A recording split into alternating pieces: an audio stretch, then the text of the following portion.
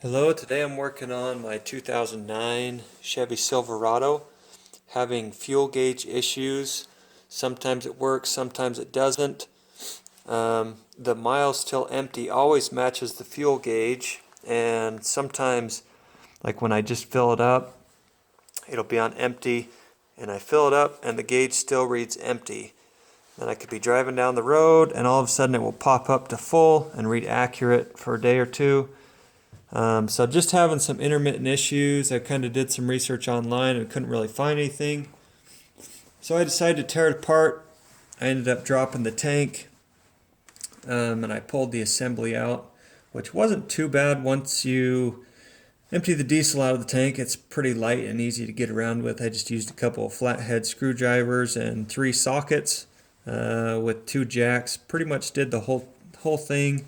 It's got me to this point. So what you're going to do now is this is your fuel level sensor, and what you're going to do is pull it apart, and I've kind of already done some of that for you. And so the float will come off. Set that out of the way, and then oops, let's see. Okay. And then what you're going to do is you're going to pull this black assembly piece off. And in order to do that, you're going to grab a pair of pliers and you grab this brass rod.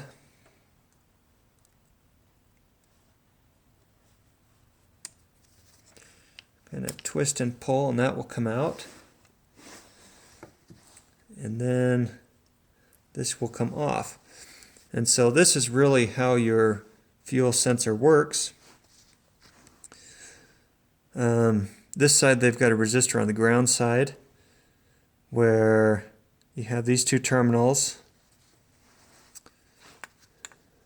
and they rest against there, and if it's empty it will read something like 250 ohms, and if it's full it'll read I think 40 ohms is what it was. And then they send a voltage signal down here, and so the gauge actually works from that. If it's empty, it will read 0.5 volts, and if it's full, it will read 2.5, or vice versa. I can't remember which is which.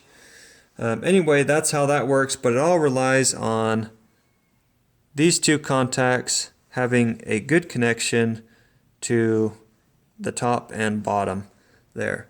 And so on mine, you can see, if I can get in focus, they're kind of bent a little bit. You can see that. So looking at it from there, they should be flat. They're bent, sloped, twisted, mangled. So what I'm going to do, instead of spending the $156 to buy the new piece, I'm going to get a little screwdriver and straighten those out. And I'll show you what it looks like after I get them straightened. Okay, so if you're careful with them, you can adjust them out so they look about like that. That looks a lot better. I'm going to install it and make sure that each one of those individual fingers is making contact. So I'll show you what it looks like when we get that back together. Okay, so the other thing I forgot to mention that you want to make sure you do is make sure that you get a screwdriver or something and bend that whole contact down like that. Just a little bit. If anything, you want too much spring instead of not enough spring. That way you make sure that it always has good contact. You can also take some sandpaper, like some 220 grit or something, and brush up these points there. And then you can also rub that along some of those, just to make sure that you're still getting a good connection. Okay, so you're going to go ahead and put that back on, put your pin in, and then you're kind of going to want to push that back to where it was.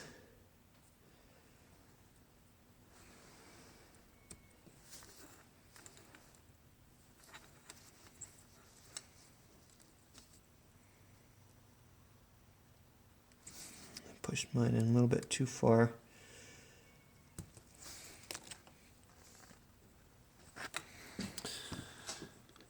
Okay, so about like that. Get the camera to focus. And the pin on the back, you're going to have about that much room. And so when you look at it now, you want to make sure that all your fingers have good contact. And you can kind of hear them touching. Mine has just a little bit of friction. That's what you want. We got a good tight connection. All the fingers are touching. So I'm going to go ahead and put the float back on, and then we'll plug it in and assemble the tank. So hopefully this helps with your issue. If nothing else, you can pull it apart and check the fingers, make sure there's good contact. Sometimes over time, you need to come in and just push those little brass fingers back a little bit just to give them more spring. They kind of lose their spring. And so, especially with this setup, the diesel can actually get in between the contacts if there's not enough spring. And so it's important that that's really making good contact through there. But hopefully this helps you fix my issue. Hopefully. Hopefully it fixes yours.